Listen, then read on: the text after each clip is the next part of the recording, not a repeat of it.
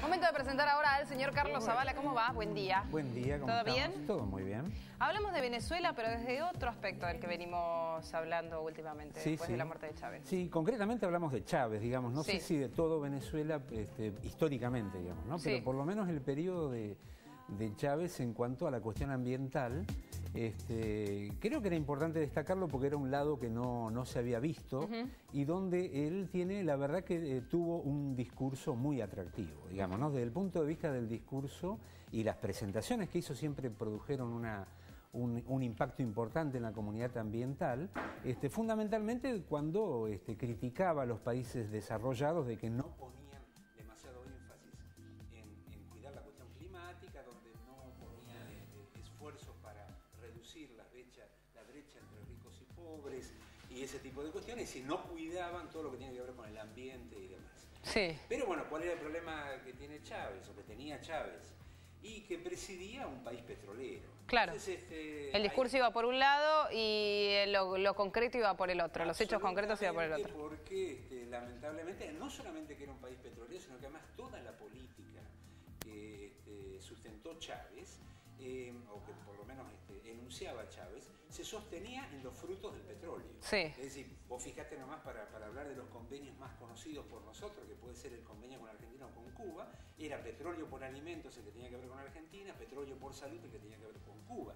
Es decir, intercambios de lo que tenía que ver su producto primario para obtener recursos. Es decir, que se basaba en el petróleo. Sí. Entonces ahí es donde flaqueaba un poco, digamos, o se contradecía. Pero, e incluso, bueno, otra gran contradicción que tenía era, por ejemplo, en una de las reuniones internacionales hizo una muy buena alusión a los 200 barriles per cápita que gastaba Estados Unidos contra los apenas 6 barriles que consumía China.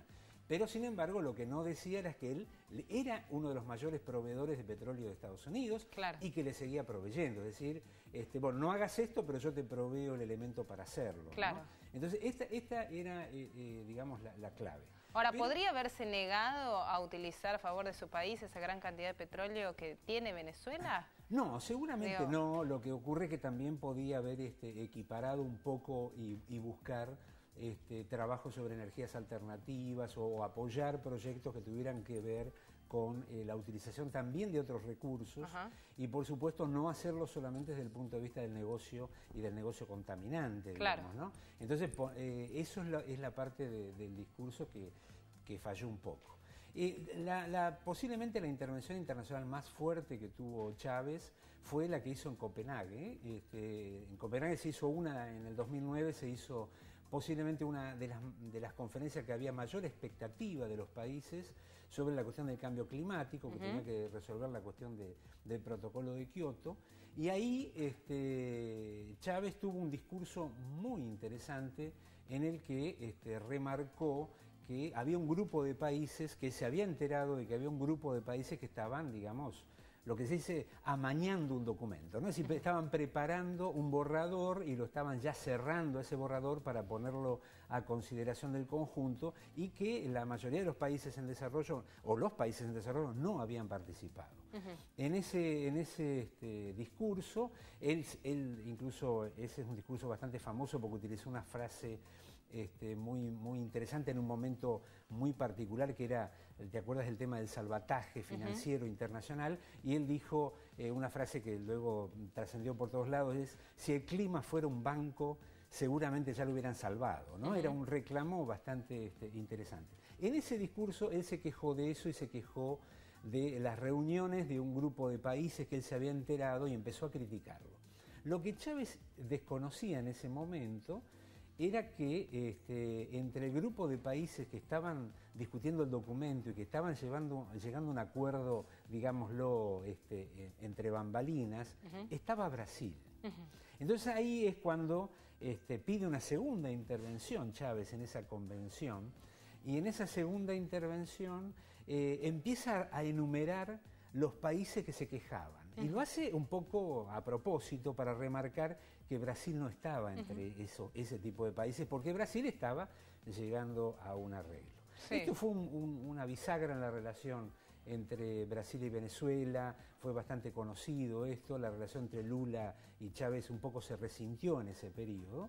Los brasileños digamos, dan una explicación y dicen lo que pasa es que esa cumbre era muy importante, estaba fracasando, había que hacer algo, y por otro lado nosotros estábamos muy interesados porque eran los prolegómenos, digamos, los preámbulos de lo que iba a ser la cumbre de Río +20 que Brasil estaba organizando.